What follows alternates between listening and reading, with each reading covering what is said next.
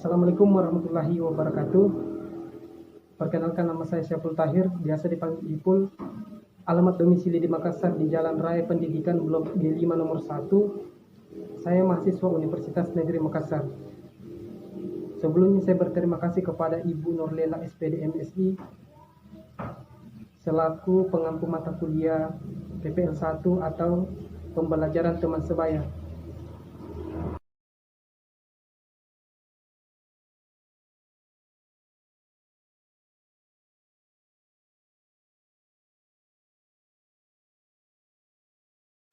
Salam sejahtera untuk kita semua. Bagaimana kabarnya adik-adik sekalian?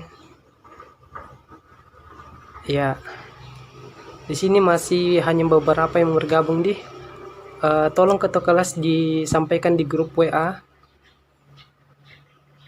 untuk kelas 11 agar segera mengisi absen di aplikasi WA. Kemudian memasuki link yang sudah saya bagikan di WA. Saya beri waktu 7.30 untuk mengisi absennya. Sembari menunggu, saya ingin mengucapkan kepada teman-teman angkatan 2021 agar tetap semangat dalam belajar meskipun pandemi COVID-19 ini tidak menghalangi kita untuk tetap belajar meskipun jarak yang memisahkan kita, bukan berarti esensi untuk mempelajari atau belajar semangat kita menjadi kurang. Dan semoga pandemi COVID-19 ini agar cepat berakhir. Oke. Baik adik-adik sekalian, ya sudah lumayan yang gabung, sudah hampir memenuhi. Nah, kita mulai saja deh. Nah, silahkan ketua kelas pimpin doa. Baiklah teman-teman, sebelum kita belajar, mari kita berdoa sesuai dengan keyakinan kita masing-masing. Berdoa dimulai. Doa selesai. Sudah semua absen di? Oke.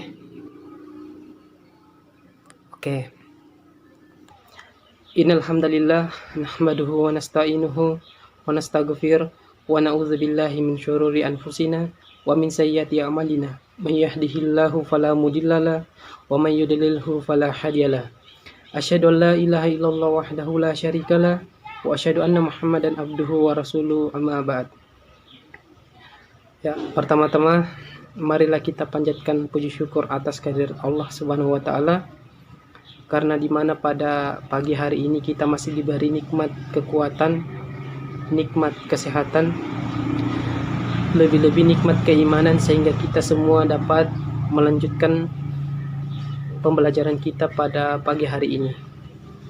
Salawat serta salam tak lupa pula kita kirimkan kepada Nabiullah Muhammad SAW, Nabi rahmatan lil alamin, Nabi yang begitu mulia, Nabi yang mengantarkan kita dari tabir yang penuh dengan keburukan, kegelapan dan kebodohan, sehingga menuju kepada ilmu pengetahuan dan kebenaran. Baik adik-adik sekalian, adapun materi yang kita bahas pada pertemuan kali ini yaitu latar belakang kedatangan bangsa barat di Indonesia. Nah, adapun tujuan yang ingin dicapai dalam pembelajaran kali ini yaitu peserta didik mampu menjelaskan latar belakang kedatangan bangsa barat ke Indonesia. Kemudian yang kedua itu menganalisis latar belakang kedatangan bangsa barat di Indonesia. Nah, kalian sekarang sudah kelas 11 ya. Jadi kalian sudah mampu bisa menganalisis ataukah mempelajari sedikit, mengambil bagian tentang sejarah. Sekarang saya mau tanya dulu.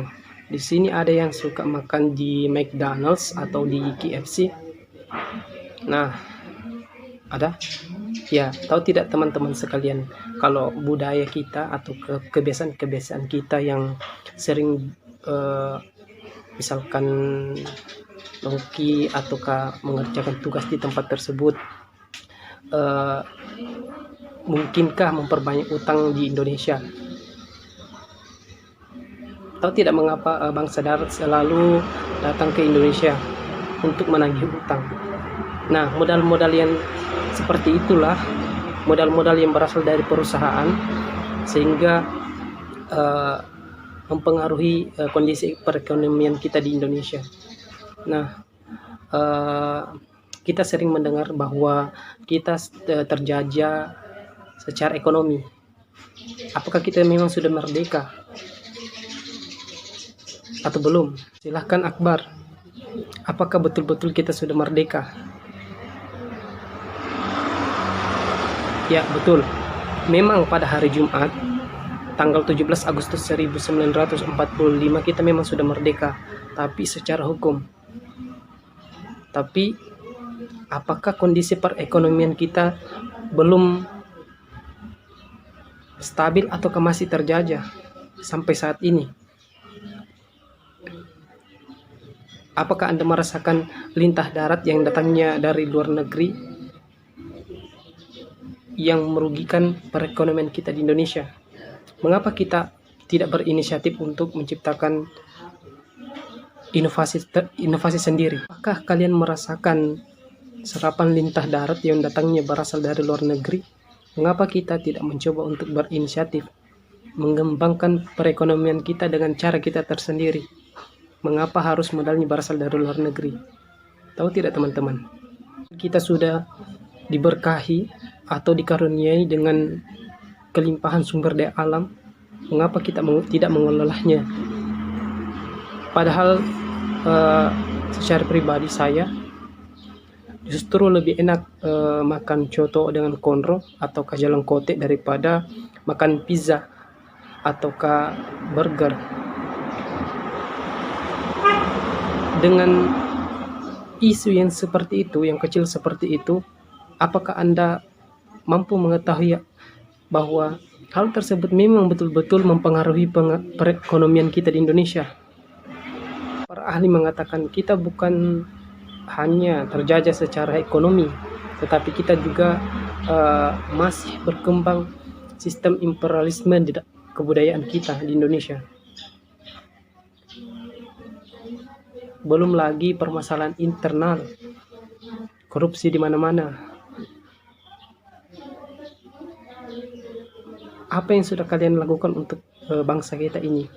Caranya yaitu dengan mempelajari sejarah. Dengan mempelajari sejarah kita bisa mengetahui segala problema atau permasalahan ataukah konflik yang belum selesai yang terjadi sampai saat ini. Apakah kita mau dijajah terus oleh bangsa barat, bangsa yang berasal dari luar negeri? Tidak kan? Nah, di sini saya mengajak adik-adik sekalian untuk setidaknya mampu memahami sebelum melakukan tindakan di lapangan nantinya, bagaimana orang-orang luar negeri mempengaruhi kondisi kita di Indonesia. Tapi bukan hanya dari segi perekonomian, kita juga terjajah dari segi moral, dari segi kebiasaan kita sehari-hari. Kita sering melihat orang yang berpakaian bahkan seperti telanjang, mencontohi orang-orang yang budayanya berbeda dengan kita, moralnya berbeda dengan kita, hukumnya berbeda dengan kita, bahkan agamanya berbeda dengan kita. Mengapa kita mengikuti orang-orang yang tidak sesuai dengan ajaran kita? Silahkan dibayangkan masing-masing. Apakah kalian mau menjadi penonton ataukah mau menjadi penggerak untuk bangsa ini? Pilihan ada di tangan kalian. Nah, sekarang kita masuk di materi, yaitu belajar tentang sejarah Indonesia kelas 11 semester 1 yang ini. Jadi kita belajar tentang sejarah Indonesia berdasarkan kurikulum terbaru yang ada logonya seperti ini. Jadi bagi teman-teman yang belum punya buku seperti ini, silahkan datang di perpustakaan sekolah kita, tetapi harus mematuhi protokol kesehatan, yaitu 3M. Kemudian bagi teman-teman yang belum sempat atau belum bisa pergi ke sekolah, jangan khawatir, bentar saya bagikan filenya untuk buku ini. Ada e-booknya yang saya punya, sebentar saya kirim di grup WhatsApp.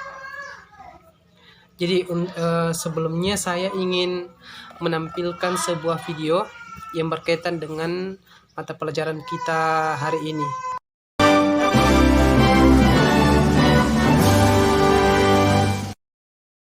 Kedatangan bangsa Barat ke Nusantara. Tahukah teman-teman kapan bangsa Barat ke kawasan Nusantara? Untuk menjawab pertanyaan tersebut, kita harus tahu kajian sejarah ya. Adapun penyebab kedatangannya yang pertama yaitu karena keinginan untuk mencari rempah-rempah. Indonesia yang memiliki garis lintang 6 derajat lintang utara sampai dengan 11 derajat lintang selatan menyebabkan Indonesia beriklim tropis. Selain Indonesia memiliki iklim tropis, Indonesia juga memiliki letak geologis yang strategis ya, sehingga wilayah Indonesia banyak ditemukan rempah-rempah, berbeda dengan wilayah Eropa. Eropa yang memiliki iklim dingin menyebabkan masyarakatnya kesulitan mendapatkan rempah-rempah. Namun, pada abad sebelum 14 Masehi, masyarakat Eropa mendapatkan rempah-rempah dari kota Konstantinopel, yang sekarang disebut sebagai kota Istanbul, Turki. Pada tahun 1453 Masehi, wilayah kota Konstantinopel ditaklukkan oleh Kesultanan Turki Utsmani, di bawah pimpinan Muhammad Al-Fatih.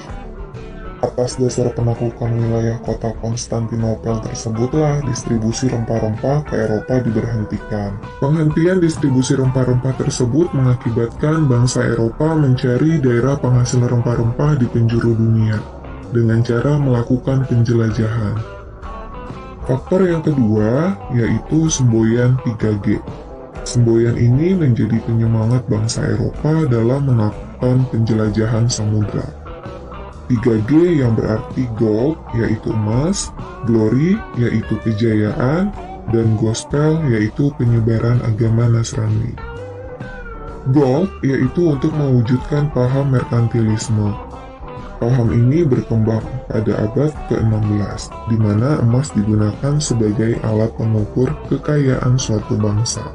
Selanjutnya, dalam mendukung paham merkantilisme, bangsa Barat melakukan penjelajahan samudra untuk mencari kekayaan sehingga kejayaan akan diraihnya. Dalam perjalanan menjelajah samudra, bangsa Barat melakukan penyebaran agama Nasrani yang dianggap sebagai tugas mulia. Faktor penyebab yang ketiga yaitu perkembangan ilmu pengetahuan dan teknologi.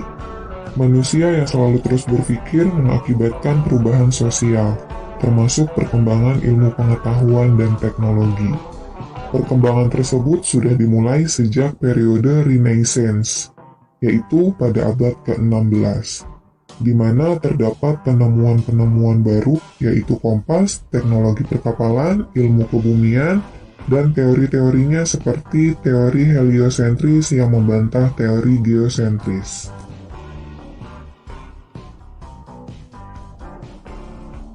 Faktor penyebab yang keempat yaitu Reconquista atau balas dendam. Kekalahan Perang Salib menyebabkan bangsa Eropa ingin menaklukkan kerajaan-kerajaan Islam di penjuru dunia. Ini menjadi penyemangat bangsa Eropa dalam menaklukkan penjelajahan samudranya. Nah, bagaimana adik-adik sekalian? Apa yang bisa kalian petik dari video tersebut? Ada yang bisa? Ada? Oke. Tidak ada? Oke, jadi di Indonesia, sejarah Indonesia dikenal dengan masa penjelajahan samudra, di mana Indonesia bukan hanya menjadi tempat sasaran untuk bangsa luar mencari rempah-rempah, tetapi juga negara-negara yang berasal dari benua Asia, negara-negara yang berasal di Amerika, dan bahkan negara-negara yang ada di Australia. Jadi untuk di Indonesia yang pertama kali mendarat untuk mencari rempah-rempah yaitu Portugis, di mana Portugis melakukan ekspedisinya pada tahun 1486 yang dipimpin oleh Bartolomeus Dias. Jadi dia berhasil sampai di Maluku, dan menjalin hubungan lewat perdagangan. Nah, yang kedua yaitu Spanyol. Spanyol itu pada tahun 1522 dia menjalin hubungan di Tidore. Kemudian negara selanjutnya Belanda. Jadi Belanda ini dia pertama kali singgah di pelabuhan pada tahun 1596. Nah, dia menjalin perdagangan di Banten. Nah, tujuannya juga bukan hanya mencari rempah-rempah, tapi dia ingin menguasai Nusantara secara menyeluruh untuk negara Belanda. Nah, kemudian negara Inggris.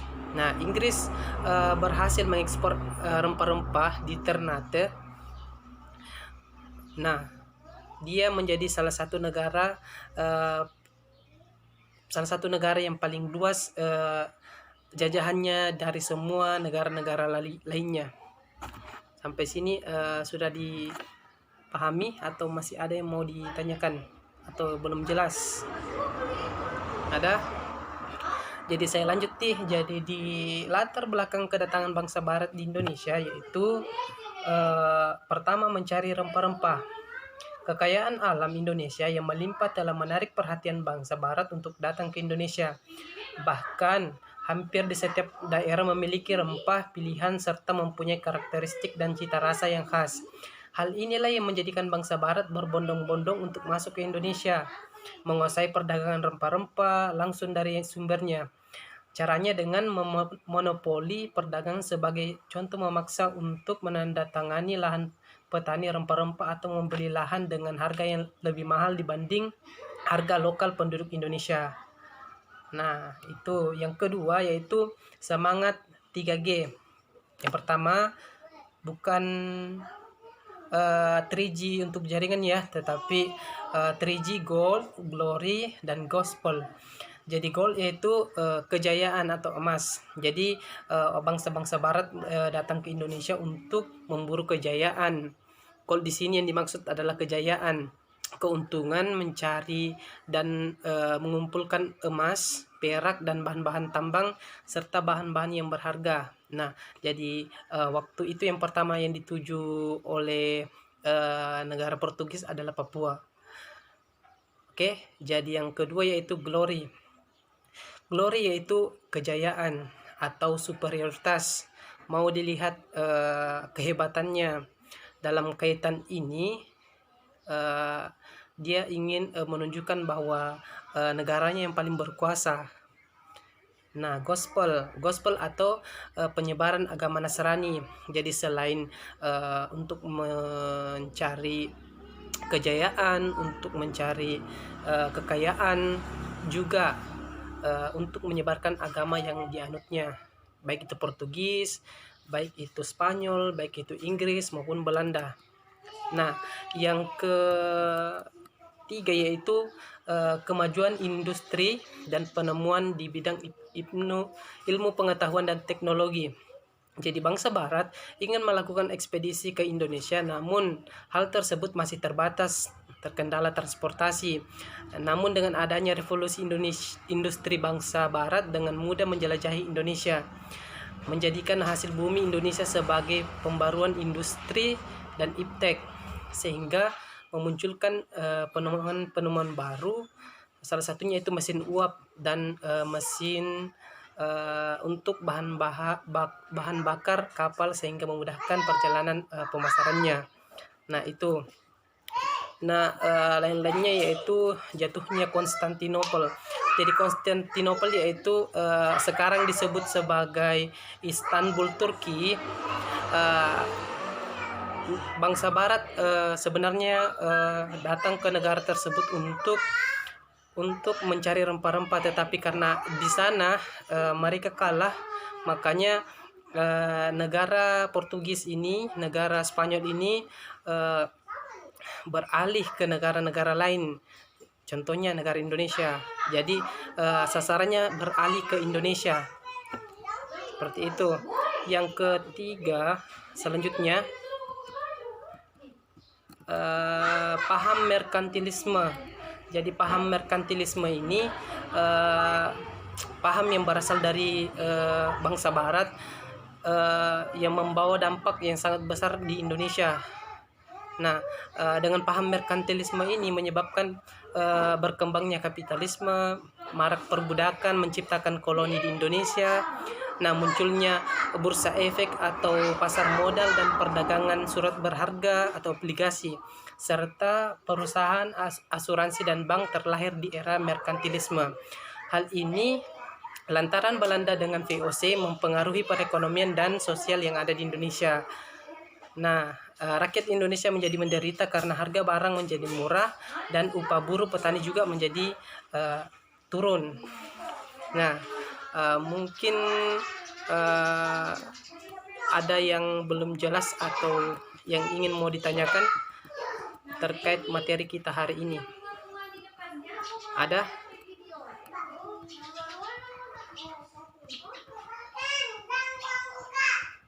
Tidak ada?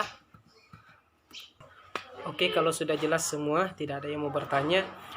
Jadi saya kasih tugasnya hari ini membuat resume atau rangkuman yang berkaitan dengan materi kita hari ini. Jadi tugasnya diketik di Microsoft Word, kemudian di PDF-kan, kirim ke grup WA.